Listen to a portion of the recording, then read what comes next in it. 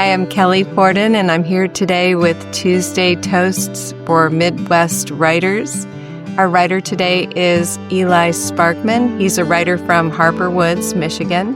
His writing has appeared in ANMLY, Sleepingfish, 3AM Magazine, and X-Ray. He is the program and volunteer coordinator at 826 Michigan, a youth creative writing organization. He is a member owner of the co-op bookstore Book Suey in Hamtramck, Michigan. And if you visit Michigan, you've got to stop by Book Suey. It's the greatest. And I'm really excited to talk to him. Our talk is going to launch right in with him reading from his first flash fiction piece. And we're going to go through all the flash fiction pieces that are available on the website. So read them first before you listen to this recording. Let's Deconstruct a Story is a listener-supported podcast, and we're always looking for donations and memberships so we can support more programming. We'd love to feature more writers. So if you enjoy the show, please do support us. Thanks so much. And here's Eli. Crown molding. There was a hippopotamus that lived in the middle of a shark tank. And when the sharks were concerned about the health of the hippopotamus, they called a doctor who was a penguin. The penguin liked a girl named Cindy, and every night they played hide and go seek out in the barn. I know this because I am the hospital bed that the hippopotamus died on. While dying, the hippopotamus grasped me tight. There is an indent the size of him still inside me. It was unfortunate because he couldn't have a peaceful death. The secretary dropped something on the button that made the loudspeaker go off in every room, and she didn't notice because blaring out of every speaker in every room was one side of the phone conversation she was having. Ha ha ha, Marianne, she said, you're so goddamn funny, but it's not even like that. It's more like he's shy. It's more like, well, you know, he's always thinking. I know.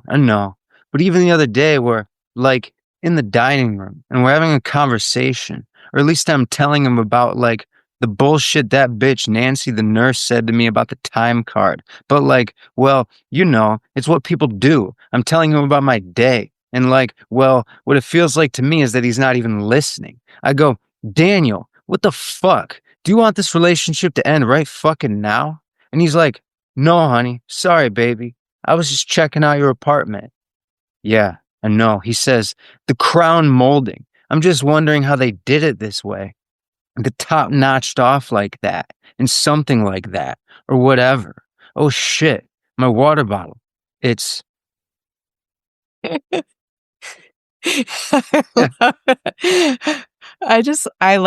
love that. It is so surreal and just feels like there's so much going on. Although at first I was like, what's going on? You know, you have to really unpack it, which I think is the great thing about flash fiction. I know you teach flash fiction or you lead the group at Book Suey. I guess I'll start by asking you what was going through your head when you started writing this? Like, what was the impetus for this story?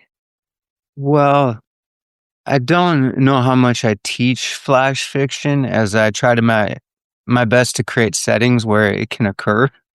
Right. A lot of the times the game we play it's a free writing oriented game where we go on randomwordgenerator.com and are just given a random word and our time to write a story that somehow incorporates or is inspired by this word.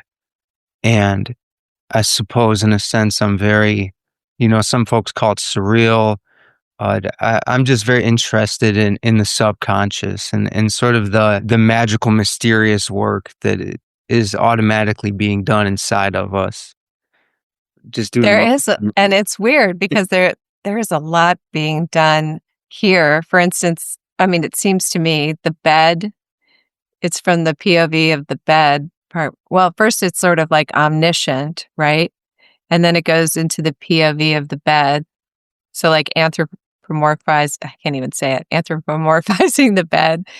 It was just a very interesting perspective. to think that like inanimate objects can have some sentience and can to be sort of like silent witnesses to everything going on. Yeah. I think a little bit of where that comes from. Well, let me go back just a second and say the word I was working here with was crown molding Oh, itself. really? And so I think at some point I wanted to arrive at crown molding. And often when I start, I come up with one sentence and I just think about the next sentence. And then I like to create a pattern and then I like to break it somehow. And sometimes declaring a point of view 4 or 5 sentences in can be a good way to break the pattern. And the way you talk about inanimate objects, it almost feels the memories in our subconscious can be affiliated with spaces, and it feels almost phenomenological that like if this story was coming from this strange place, then who else could tell it but then an object in the room watching? I'm just Right. connecting the dots a No, little and bit. These well, things and then work I fine. started really thinking about how, here it's a hippopotamus, right? But so many people are in hospital situations, in dire situations. And I started thinking, how awful would it be to be really sick and dying, and then out in the hall, someone's having, like, that could be the last thing you ever heard. You know? I Yeah. mean, and you would feel so insignificant. I'm sure you weren't thinking all these things but maybe your subconscious was somehow. I'm trying to balance having fun with saying things that are really weighing on my heart and that feel serious and urgent and worth sitting down and writing a story for. And so Right. that's always the line I'm on. I mean, in some sense, I feel like we're always dying and our life is constantly filled with supposedly trivial things. But maybe aren't that trivial. Maybe that just is what life is. It's this Right. relationship while just trying to have a peaceful existence or death. Right. Right. When you never know. Yeah, and there's something about the fact that the conversation is cut off. So I was thinking, is it cut off because, like, that's the last moment of the hippopotamus's life? Or I don't know. I mean, Oh, it's from the perspective of the bed. So for me, yeah, I don't know. I mean, if someone really analyzed this, they'd probably be like, "This actually doesn't add up at all." Then if there no, was no, no, such but thing as an editor, but for me, I liked this feeling when it gets a little meta or concrete. For me, it was like she notices that the water bottle is on the switch and she picks it up, and therefore the text has ended. And there was just something about having an abrupt ending that sort of reveals this dialogue as words. I don't know. I'm gonna listen to this well, I later. mean, I I'll go think very kind of heavy. like the dialogue is ephemeral, and we're always wandering in and out of other people's spaces, or they're wandering in and out of our spaces. I also was struck by the fact that the bed has this indent the size of the hippopotamus in it, Mm. and as if like the bed could hold all the memories of all the people who have been in it. I'm sure I'm overreaching, but I also think you're right. The subconscious plants a lot more information in a story that we're even aware of, I think. I mean, more times than not, when I interview people about their stories and I'm like, oh, did you mean like to have the rhododendron over there, next to the grave and blah, blah, blah. And did you know rhododendrons mean such and such? And they're like, no. but but it fits perfectly in the story. So it's coming from somewhere. I think it's really magical. You can just feel it when you're writing. Like I felt like if I wanted that the land is not just this silly cartoonish thing, then I needed to come up with something very intimate and very tactile. And Mhm. and for me, it's like the indent of your partner in bed, like that kind. You can feel that in the mattress, and Right. it feels very sensory. And I think it definitely needed that as an anchor there. Well, how long did it take you? Did you go over this, or did you kind of feel like when it came out, it was what you wanted it to be, or did you work on it for a while? I know that sometimes I listen to a literary podcast and sometimes folks will be like, "I can't remember." And I get so mad. I'm like, "What do you mean you can't remember?" I But you I can't remember. I'm pretty sure I don't know if I trust this about myself, but I'm not a great editor. I'm like I just write a lot of pieces. I think I really liked this one as soon as I made it. I really liked the way I broke the pattern, and I liked the math of it all in the end. And so usually what I do is I will kind of flow state these things out of me, and then I will read them through in the same session of like 4 or 5 times, like out loud, just grooving them, and then maybe put them away and then just groove it one more time a little bit later. But in some sense, it's a map of the way my mind moved in that moment. So I like to let it keep that a little bit too. I think it's cool to let things go and sort of not always know where everything emanates from, because I was talking to Lee Newman and she wrote this story called An Extravaganza in 2 Acts, and it's wild and historical, and I kept asking those questions like, where'd this come from and where'd that come from? And she's like, I don't know.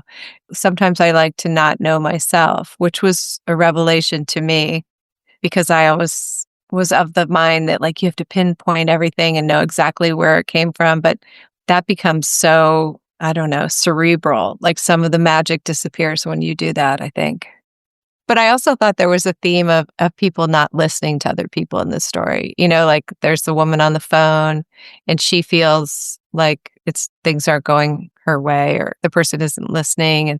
And then in the beginning, the penguin, I don't know, liked a girl named Cindy, and every night they played hide and seek out in the barn. I don't know. I just thought there were just misconnections. So that was kind of cool too. All right, let's read Daffodil. Daffodil. When my dad died, he asked me to write an intentionally mediocre fan fiction of his life. I said, Dad, why would I do that? Why don't you just tell me your memories and then I can ghostwrite your memoir? He said, no, that can't work for 2 reasons. The first is that I'm already dead and there's no time to tell you my memories. And the second is that it would be more fun if you imagined fictional moments from my life based on what you think you know about me. I would feel more important, he said, if I was speculated upon. Why does it have to be intentionally mediocre? I asked. So people don't expect too much, he said. I don't want anyone getting their hopes up. He told me all of this while I was at the cemetery, St. Equinox Sebastian, over on 6th and McNichols. A strand of 6 Hellcats drove by and knocked me out of my fugue state. It's hard to know if my dad was really talking to me. I see his grave once a year on his birthday, which is in April, the beginning of spring, like the real beginning, because a lot of ugly things can happen in March, weather-wise, and I don't like to get my hopes up. So I just compartmentalize that whole month as end of winter in my mind. A yellow flower that might have been a daffodil sprung up from the ground like the curve of a right-handed artist. It's good to be alive, I said, which is my catchphrase. When my dad died, it was shocking. I had to reconcile the fact that I would never speak to him again in any state that wasn't a fugue state. The material reality of him had ceased to be. In terms of survival, I had to do the acrobatic deed of somehow explaining to myself that it was somehow a good thing, that death in itself was somehow a good thing, and never being able to talk to someone that you love was, in its way, a justice. I left my Kroger's roses on the grave. I walked toward my car and heard the dull thud of my feet pitter-patter across planet Earth, the only planet I have ever lived on. Squirrels chased rats in circles. Butterflies flew at angles I couldn't understand. My phone didn't vibrate. There was litter on the ground. The Hellcats echoed through the mechanic shops and the old factories.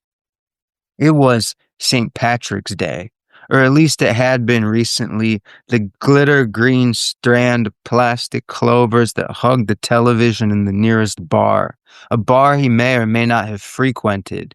But now, as in all things, I had the sheer joy and the unilateral, absolutely uncontested responsibility of deciding what he had and had not done. I had to speculate. I was a speculator. Jameson? No, I think it was Powers. Christmas lights. Half of them were off, even though we all know when one light goes down, down come all the rest that follow behind it. So it was magic that they could be mismatched in light in that way. The whole damn strand of Christmas lights broken and hopscotch and still going. Thank you. So, can you tell me a little bit about how this one came about? Was there a word involved or?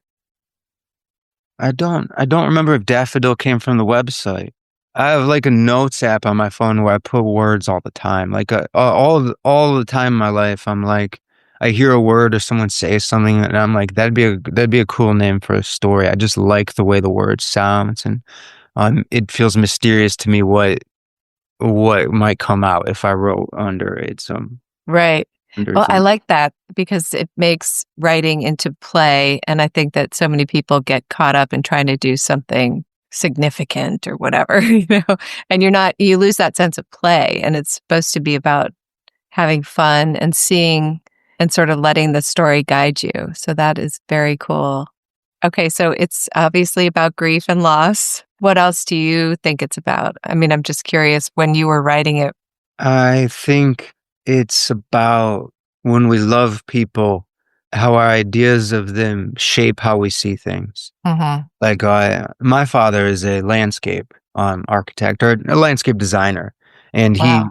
draws. He's got thousands of drawings, and he's right-handed. So I think that curve is a big part of his world and his life. That is the daffodil, and I just like the idea that we can really channel our similes in personal ways. Hmm. And I just think that all the images in there are, the Christmas lights too. That's just a big part of how I see him. And I don't think it needs to be like Easter eggy. Like you don't need to unpack these things, but I think that the Right. force in there where I'm creating an image of a person just by virtue of the way I'm describing the entire world. Hmm. So I enjoy people in that process. And would that be part of his job too, the Christmas lights? Or does Yeah. he do that in the winter? Yeah. People? Okay. And I've done it a lot of years, Okay. put up Christmas lights a lot. Right. Um, and at some point, I got it in my head that if one light is broken, all the lights after it aren't. And I actually can't even remember if that's true, but I feel like if one's broken, I think it is true. You have to find where it is because then half of them go out. I don't really know how it works, but but I do know yeah, it's sort of a disaster. It's never just one light. But also, I like the idea that in a way, anything that you would tell someone after a person dies or, all the mythology around their life becomes speculation because, especially if it's a parent after they die, you don't really know what was motivating them in this situation. You don't remember as many conversations from beginning to end, or you twist the conversation. I love the idea that you wouldn't try and document it exactly. You would write it like like a hero story or, fan fiction where you would just say whatever you whatever you want. I think that's cool. And like to have permission to do that from the person is kind of a cool idea. And it is a huge responsibility. He talks about how he inherited the unilateral, absolutely uncontested responsibility of deciding what he had and had not done. It depending on how you felt about the person who died. I mean, it's kind of true of everybody who survives another person that you have all this power to recreate them for the next generation. I know that I had just heard about a long lost great uncle and he survived this tremendous accident. And I was thinking, oh my God, this guy's so powerful. And, he must have been so strong. And then everybody else was like, yeah, he was kind of a jerk. But they could have changed that. They could have decided to say, yes, he was. He was a hero. And I would have believed whatever they said. So there's just this incredible power with the people left behind. I've always thought that speculative fiction was a silly genre because I just think that a lot of life is a process of speculating. I think to a degree I really believe in the power of consciousness and how vastly nuanced it is and granular, I suppose. And therefore this just creates a dissonance between you and other people and how much is really going on in their head.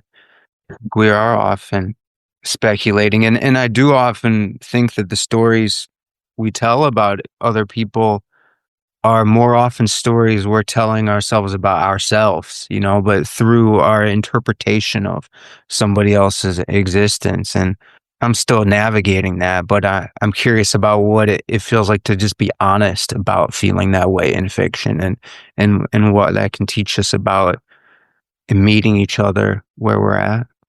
Yeah, it's almost like you could want a hero story. So you craft a hero story because you need that as a guiding light through your own life, especially if you lose a parent young. So then you create this big story around them. And that can be really wonderful to have as you navigate like your own problems. It's kind of a cool thought. And he talks about, or the narrator talks about the shocking nature of his father's death and the difficulty of like reconciling that permanent absence and how people are always trying to say, oh, this was somehow okay. This was somehow, you use the word somehow several times. Yeah. Yeah. Like it's somehow okay. I forget exactly how you put it. Yeah, I think it's 4 or 5 times in Yeah, exactly. So I wanted to ask you, the material reality of him had ceased to be in terms of survival. I had to do the acrobatic deed of somehow explaining to myself that it was somehow a good thing, that death in itself was somehow a good thing, and never being able to talk to someone that you love was in its way a justice. And I Mm. wondered about that justice as well. I'm very curious about that too. I don't know, I land at that word a lot in my life. I Yeah. try to achieve justice, and sometimes I try it out on things, and I think about this prospective death of a loved one, Hmm. reconciling this, and then just trying it on for size as a logic. Like, what if it's actually justice? Right. What does that mean? And what are the consequences of that? What does it mean about life? So in this story that I printed out, you end on "It's a powerful thing," but you didn't read that. So was it different in the book? Maybe you left off the last line. No, it's in the book. A lot of people have told me to cut that line, and Oh, really? I thought I would try it without it. I like that, like, because it says the whole damn strand of Christmas lights broken in hopscotch and still going. It's a powerful thing. I don't think it's over the top to add that. I see what they're saying. Like, maybe you don't need it, but I do think it's a powerful thing because it's all so random, right? And those memories are so random.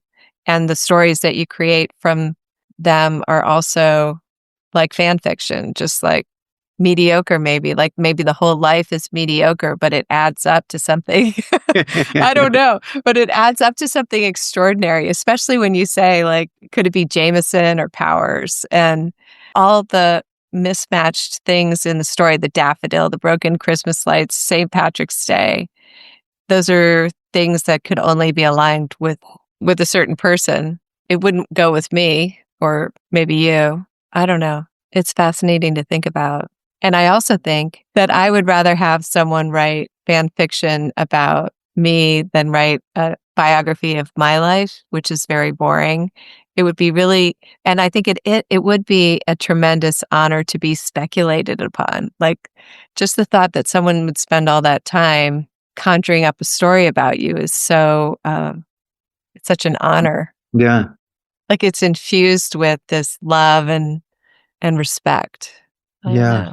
In the dynamic in the story, there certainly feels like there's a withholding of the facts that Hmm. sort of begets this journey of speculation. And I mean, I'm as much as I write in the style I do, I really enjoy facts, and I really appreciate them. Like they're what I wish I had in most situations to try to make the best decisions possible. But I Right. wonder if where the art making comes into play is in so often in life not having them and then seeing what they beget, which is, well, kind of magical sometimes. And so there's a eerie, weird wisdom almost to it, and to me of what it means to withhold. Maybe that's why I'm trying out leaving that last sentence out. Yeah, exactly. When can I withhold more? I suppose. It's probably best to withhold as much as possible, and let the images speak for themselves. But I liked that last line. So, want to do 400,000 lawns and you can read that one? 400,000 lawns. He cut one lawn, and it was done. It was fresh. There was that smell in the air. He cut another, and it was good. He got a tip, There were no markings from the tires on the driveway. He cut 10 lawns and he wasn't even tired. He cut 40 lawns in a day, and he set the company record, and he felt like the king of the world. He cut 400 lawns. And hey, that was a couple of weeks in life. It's how this gig works. Unemployment in the winter. He'd have time to figure out whatever he wanted to do with that part of the calendar. He cut 4,000 lawns, and that was a year. What year was it? This one of the last. He cut 40,000 lawns, and that was his life. His body was hurting. His bones were tangible things that spoke to him and felt individually. They didn't get lost in the midst of his flesh.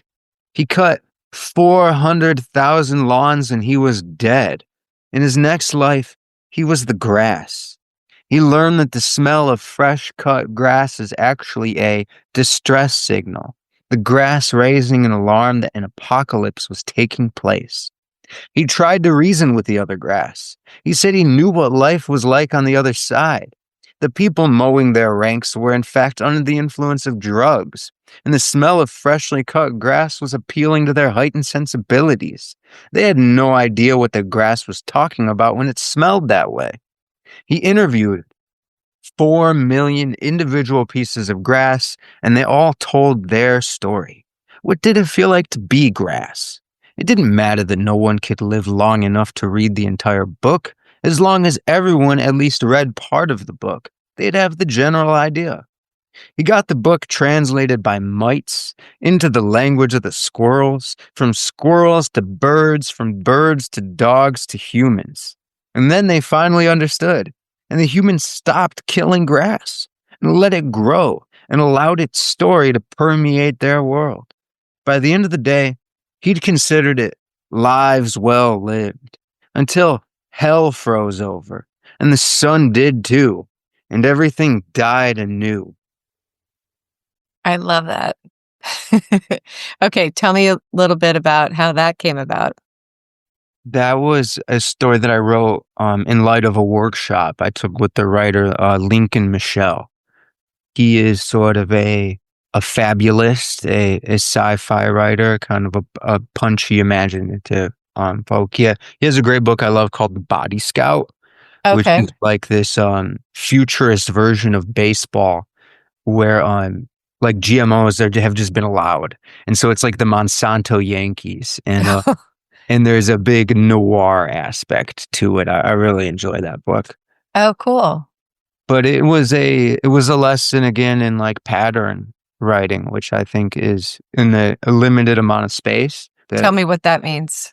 I think that means where you establish a pattern to hook a reader in your sentence making or in the logic of your story.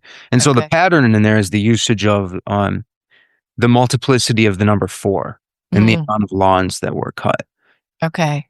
He cut, what is it, like 40? Yeah. Then 400, and then 4,000, then 400,000, and then at some point you got to break your pattern. Right. George Saunders talks about this kind of logic writing too, where you establish logic and then subvert it. And that sometimes that's what it means to navigate a narrative, is to have an expectation, and then for the writer to trust the writer to pay you dividends on submitting yourself, to investing yourself. Right. And there's that element of surprise when you subvert it. Yeah. I mean, how did you get from that to I guess once he died, did it just come to you like, oh, he should be the grass. He should see how it feels to be the grass. Oh yeah. That was just a great moment while writing. It was like, well, what could happen that's not this? Right. And I love the way that it channels up through all of the creatures, like that there's this element of translation that you have to, like a telephone message that you would send out from the grass to the humans, and it would have to go through everybody. But of course, we would get the message just before the world ends. And well, the world ends again. Like the world just keeps ending over. Right. Exactly. Fine. Right. But I'm glad we, as humans, finally got a message, some sort of message in this story, because it seems like more often than not, we miss the message. we just keep doing the crazy stuff we do over and over. I like the fact that it was also about labor, and how a life passes where you think, oh, in the off season, I'm going to, throw a pot or write a story or whatever. And then, you just can't get out of the loop. But Yeah. you did it so succinctly. That's here's one of these moments you made me realize something is that the year is a loop too, in this same sort of patterned circular way, huh? Yeah. Yeah, you don't talk at all about what he does in the offs. He could do something when he's not cutting the lawns, but we never learn what he does do. Well, work is very taxing. It's Mhm. just especially physical labor. It's very hard to establish a life outside of it sometimes. I mean, actually, not just physical labor, like we work so many hours if we're trying to achieve something, and then to turn your mind off or invest into something different can be a real challenge. I've always thought it was kind of a paradox too. Even it can inflict your relationships. Like, I'm trying Right. so hard to support you or to achieve this thing, to make our life better. Meanwhile, it's making our life worse because of the way it distances me from you. Right. And he has that challenge in the beginning, like he feels really great because he's mowed so many and he's achieving so much. Yeah. And then it's over. And what is not like mowing lawns? I mean, in a way, everything is, right? Doing the same thing over and over again. Hmm. It was a really good metaphor for the mundane, for the repetitiveness of a job, for sort of the mindlessness sometimes. Just to build on that, like, I mean, in 2025 in American society, one of the most mundane things is probably grass as it exists in our culture. It's just established it everywhere. And in this story, the POV, it's at one point becomes the grass is, imagine if the grass told the story of us. And Right. Yeah, I like, can't why believe did that's you going do to happen. this to us? Right. I think you will Like, go to the airport in 100 years and you'll read books written by plants. I really do. you did. Wouldn't that be great? Oh But yeah, I mean, that's it's some so of these true, old like, plants. all these plants that we leave alone to do whatever they feel like doing, and then, here we are harassing the grass. Well, and a lot of other foliage as well, cutting it back and trimming it. Yeah. All right, we gotta keep going because I wanna get to chew, and then we'll do, the dinosaur one. Chew. That's the day when I got upset with mosquitoes and decided to bite them. At first, people thought it was weird. I'd be at a party, and the people at the party would think I was weird. But it didn't stop me. I flung my head to the air, and I bit that bitch. I got it on my first try, and the mosquito tasted crazy, like blood and guts, which isn't all that surprising. But oftentimes, you never really know about a thing until you have a real tactile, in the flesh experience with it. So I bit it, and I'm chewing, and I go to the bathroom to make sure no one can see it. And hey, no one was looking, so I used the host water pick and I cleaned my mouth in a way it had never been cleaned before. I went back outside with my clean mouth and then I bit another mosquito again. First try. A partygoer said, "How did you do that so well?" I said, "I've been practicing at home." The partygoer said, "Touche." I went back to the bathroom, locked the door, and this time used the host's toothbrush. It was a good toothbrush, but it was also non electrical. I hadn't used a non electric toothbrush in some time, more than 5 years and less than 10. That's when my host knocked on the door. My host is also my boss, and my host is also the President of the United States. I'm part of the Secret Service. I can't tell you my real name, but I can tell you most people call me Mouth, all one word. And they called me that before I started biting back. He pounded again. He said it was an emergency.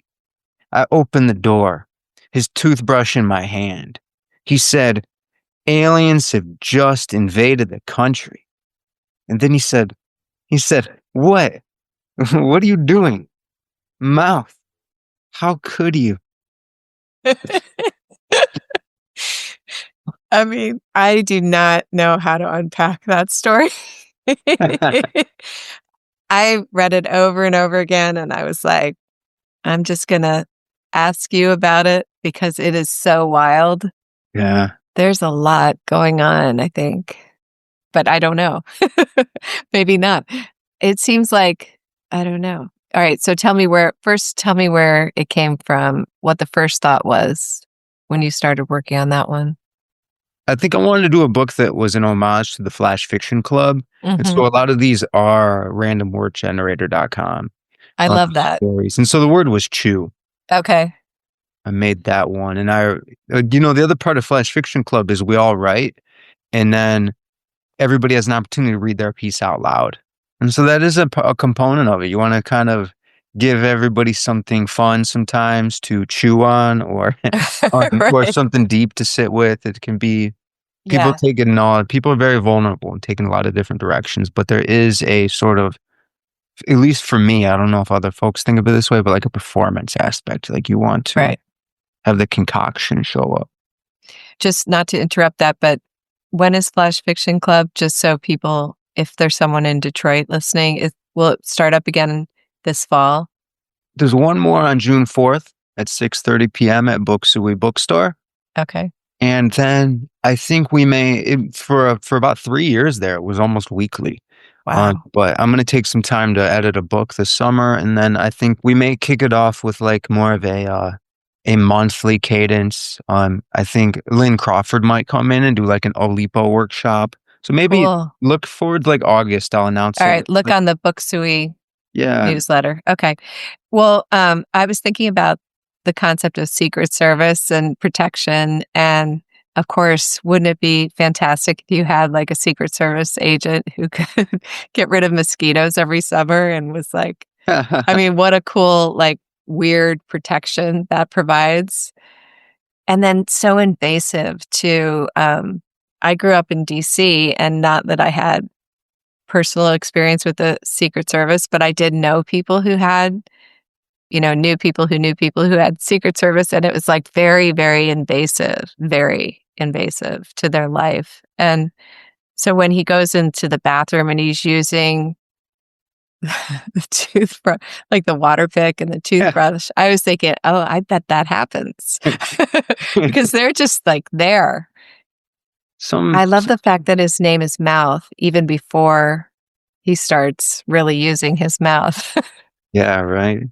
Well, that's just that of coming up with a detail and then qualifying it afterwards in an unexpected way. That's where the jokes come from. And then there's the all one word too, which is just dumb.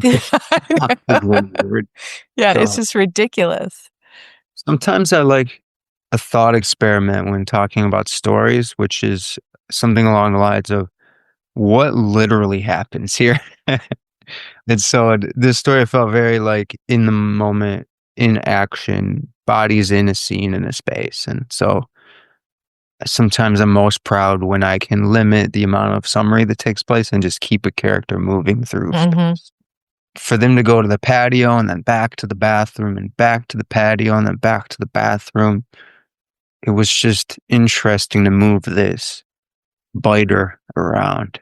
Also because there's something about the things that you're asked to do in a situation like that in real life that can be really gross and really, like you're actually asked to put your life on the line, right? And this is not that at all.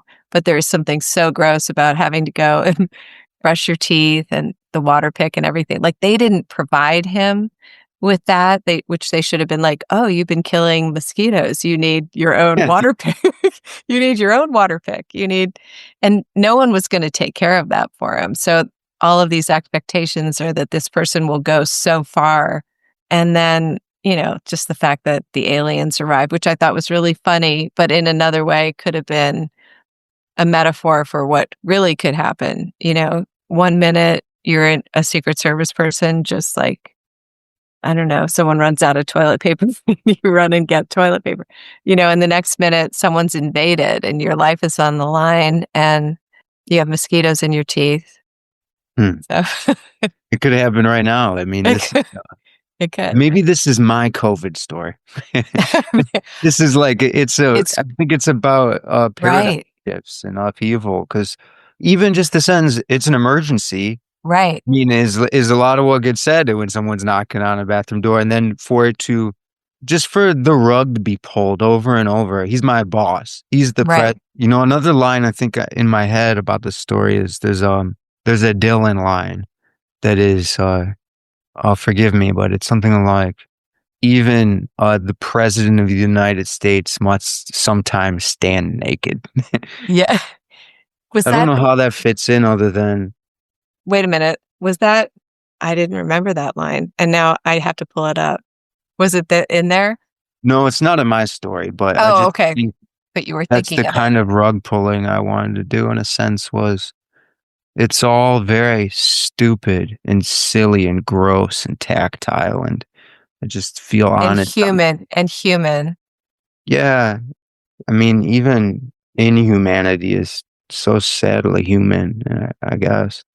Well, yeah, you could be destroying the world, right? You could be invading someplace, and you're still doing super mundane human things, bodily functions and stuff. Or the initial farce here is just that mosquitoes would be such an affront that they would need to be killed and exterminated Right. and bit back. Like they've affronted us to such a degree when, I mean, that's just Yeah, stupid. I love that. Right. But but it's good. You know, actually, it could stand in for like this might sound weird, but like someone that a president or somebody who was very small-minded could focus all of their animosity on someone who was very small and had total no significance for them at all and just destroy them just because he's petty or whatever. I don't know. I'm really taking this to the next level, but but it could be. Yeah, I mean, the Secret Service has to do whatever. I mean, my understanding was, they put their lives on the line. They do pretty much what they're asked to do. I guess I'm curious about the relationship between small-mindedness and power. Mhm. Just like that, it is obsessive small-mindedness that aggregates power. Sometimes I'm not sure. I don't really know much. All I know is that these cats were going back and forth between patio and bathroom. Well, I don't think like, in a perfect world, someone who had power wouldn't be small-minded, but in this story, that's not the case, and maybe in some stories in the real world happening right this minute. No, I'm just kidding. There's a great Yeats line too. I think it's on the famous one. Turning and turning in the widening gyre. The falcon cannot hear the falconer. Things fall apart. Center cannot hold. Mere anarchy is loose upon the world. Eventually builds up to a line about how the best lack all conviction while the worst are filled with a passionate intensity. That's so And true, and that's like Voltaire always said, like, if you tolerate the intolerant, the intolerant have all that passion and verve, and the tolerant, wouldn't be going around killing mosquitoes or biting their heads off, and that's probably the problem. it's one diagnosis I've encountered in my young life that is still mysterious to me and is still giving towards me because it is such a violent, upsetting world, and you're trying to do the math on how things result this way. Yeah, I hear you. I'm kinda glad I'm not that young because it wasn't always like this. But anyway, okay, let's do dinosaur as fast as we can. No dinosaur. No dinosaur. Baby had cousins who didn't believe in dinosaurs. Carbon dating, they said. How can you trust it? There's really not enough consensus. And we don't talk about it enough. Those outsider voices who disagree. Besides, you, yes, everyone, all of us. What's really going on down here is that we're all just little copies of our parents, believing what we're told to believe, falling into a world without confrontation and no questions asked. Cozy little inherited realities that we are. Okay. Baby, the receptionist said. Baby Stills, you're up. Baby got up and made her way to the door to the back of the office where a leather seat covered in paper awaited her and tools that buzzed and vibrated.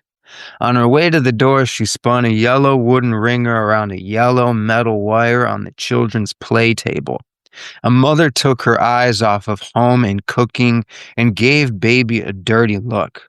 Her eyes were brown, her nose small, her fingernails pink, her wrist covered in a silver watch with a cobalt leather strap. It was hard to say what the woman believed. Knowing people, it could be anything. Astrology, the sentience of rivers, the theory that human societies lived on planet Earth billions of years ago and only to go extinct and be erased by geological forces. Baby stopped looking at her, this brown-eyed, small-nosed woman who didn't like the way she'd touched the children's play table. At some point, we need to stop looking at everyone. At some point, what are you even really going to do with the memory of a person's face? Thank you. I love that. I love this because it's so, it seems to be about belief systems, but tell me a little bit about how this one came about. Well, I've always been perplexed by certain theological or Christian fundamentalist groups that don't subscribe to dinosaurs. These are things, and there's logic in the story surrounding not entirely like how problematic that is, but also how sad that is because there's such amazing things to imagine and believe in.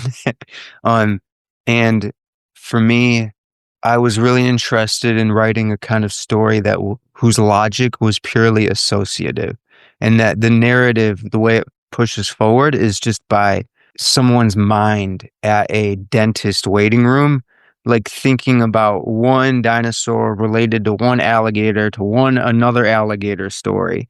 And so that's what there's almost like Like three. a stream of consciousness. Yeah. And I wanted to see if I could get away with that and still feel like people wanted to read it or see what would happen next. I definitely did. And I love the part about the inherited realities. People just believe whatever their parents before them believed, and could be crop circles, it could be Jesus, it could be whatever. But what do you think about the idea of inherited realities? I don't know. I think that a lot of probably the most potent ones are the ones we don't even realize are belief systems in and of themselves. You know, I mean, you could really, via language, have a perception of what's going on right now that is just so completely different. And for me, that's part of what storytelling is. It's very semiotics oriented. Like this image, this thing, a tree, what do we know about it and are told to believe? And, you know, a kind of Right. superficial version of that is of a life philosophy handed down. But for me, we just kind of are these bubbles of perception. I don't know if I agree with it either. Some things I like trying out ideas in the story, you know? Yeah. I mean, I think we don't have to come to any conclusions. I love the fact that at the end, let's talk a little bit about like the faces and looking at people's faces anymore. And I thought, I mean, the idea I had was so often the perception or how you see people is completely wrong or you don't know, right? So you have this whole story going in your head and then the person opens their mouth and they say something completely different. And then I didn't get the last line sort of threw me. So I thought I would just ask you about that. I think that a lot of when I look back on my life and on time, a lot of major experiences are almost stamped by just one person looking at me in a certain way. And there's even I love the movie Citizen Kane. And there's Okay. this Yeah. great little anecdote in there about Citizen Kane, like the older guy is like his mentor. He's kind of got a squeaky cool voice. And he has this anecdote about being on this ferry and like another ferry is crossing and he like sees a girl's face. And that's the only time he ever saw her. He always remembered her. Yeah. I mean, there's another anecdote in the movie The Third Man, which is similar. Like, I think actually Marlene Dietrich says something about Orson Welles' character. Like, what do you even do with the memory of a person when they're gone? But You're not thinking of it as like in a sinister way. Like I I, was thinking how we misread faces. You're thinking more of like remembering a face or the imprint of a face. and I guess allowing it to determine what you believe about yourself or what your actions are in the future. Anyways, I think it can be a very powerful thing. But what felt freeing in the story was to dissuade myself of this thing. Like what if she said, actually, screw that? And Yeah. this thing that I put so much stock in moving through the world, what if my character said, no, that's stupid? And I just kind of wanted to feel like what it felt to write that down. I don't know what Right. to believe, but that's what makes me enjoy writing the stories. Yeah.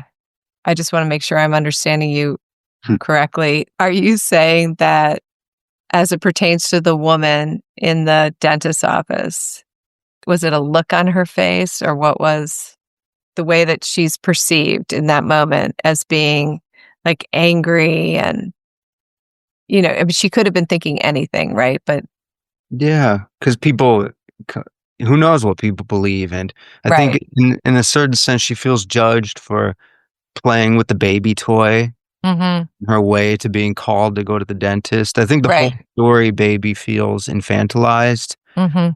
in her doubts and in her practices and her worries about not taking care of her teeth. Um, Right.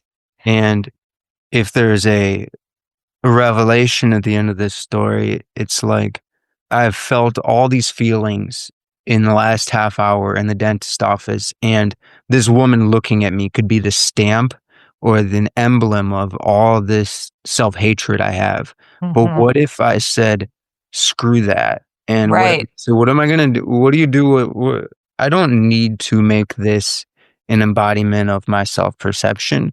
And Right. what if you could wipe your hands clean? Not with everything, but at least move to a different, healthier understanding, I suppose. Okay, that's what I thought. That's the way I took it too. I thought, okay, it depends on what space you're in mentally. It depends on how you're feeling about yourself, right? I mean, she does go through all of that, like, the time without flossing, the time without she was eating, like, she just went through a long period of time where she just didn't take care of her teeth at all, and then the Xanax and the drinking whiskey. She was a coffee addict, and I love that she was a phenomenological theory, Yeah, like, oh, that's a phenomenological. yeah, phenomenological theory. Tell me a little bit about how that came in. Well, that's like the theory of Oh, I'm not very good at philosophy, but it's a strand of philosophy that centers a lived sensory experience. okay. And so if you're thinking about what is the experience of something and how is it perceived, what is the phenomenological understanding of a warehouse in the city Mhm, has happened there and been experienced there over time. got Georgia, it. Franz Fanon was sort of a phenomenological thinker I too, can't when right. when practicing psychiatry and asking people, what would you live through during the occupation, etc.